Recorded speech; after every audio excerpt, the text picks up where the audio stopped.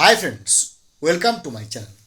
আর কোনো রাগ ডাক নয়, আর কোনো কিছু গোপনীয় নয়, একেবারে পরিষ্কারভাবে তামিলনাড়ু গভর্নমেন্ট যেনারা আছেন ইন সার্ভিস টিচার্স তাদের জন্য টেট পরীক্ষার নোটিফিকেশান জারি করলো, যারা ইন সার্ভিস টিচার্স।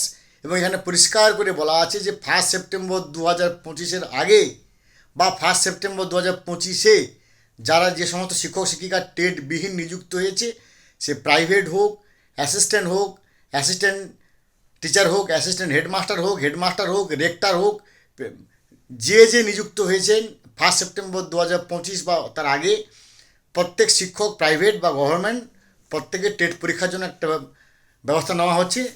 তার নাম হচ্ছে ইন সার্ভিস টেট। তো সেই ইন সার্ভিস টিচারদের জন্য টেট ব্যবস্থা করা হচ্ছে। কিন্তু সবচেয়ে আশঙ্কার ব্যাপার, যেখানে রিভিউ পিটিশন বা রিট পিটিশন সুপ্রিম কোর্টে ঝুলছে, সেখানে হঠাৎ করে তামিলনাড়ু গভর্নমেন্টের এই যে স্টেপ নিঃসন্দেহে কিন্তু একটা ইতিবাচক ইঙ্গিত নিয়ে আসে, আবার নেতিবাচক ইঙ্গিতও নিয়ে আসে। ইতিবাচক কেন না, আপনারা নিশ্চয়ই জানেন যে কয়েকদিন আগে কেন্দ্রীয় শিক্ষামন্ত্রী আমাদের পশ্চিমবঙ্গে এসে কি বলেছিলেন, যে जिम्मेदारी लेके कहता हूँ आप यहाँ का सरकार परिवर्तन करिए, राज्य सरकार बनवाइए, हम टेट से प्रभावित शिक्षकों के लिए कुछ ना कुछ रास्ता निकालेंगे। এই যে ডায়ালগটা কিন্তু অত্যন্ত গুরুত্বপূর্ণ, কুছ না কুছ রাস্তা নিকালেঙ্গে।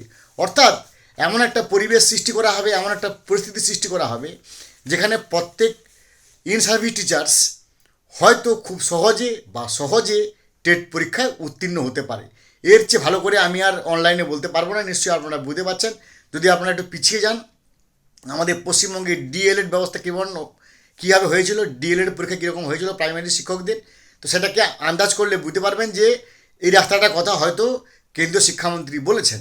এবং তার প্রতিমূর্তি আমরা পাওয়া গেল তামিলনাড়ু গভর্নমেন্টে যারা আছেন ইন সার্ভিস টিচার। সেখানে পরিষ্কার করে বলা হলো, জেনারেল টিচারদের জন্য তার নম্বর হচ্ছে 60%, যারা পিডব্লিউডি তাদের জন্য 50%, আর যারা এসসি এসটি তাদের জন্য হচ্ছে 40% নাম্বার পেতে হবে। অর্থাৎ 150-এর মধ্যে 60, তার যে 90, মাফ করবেন, 150-এর মধ্যে 90, 75, 60 এই নম্বর পেয়ে পাস করতে হবে।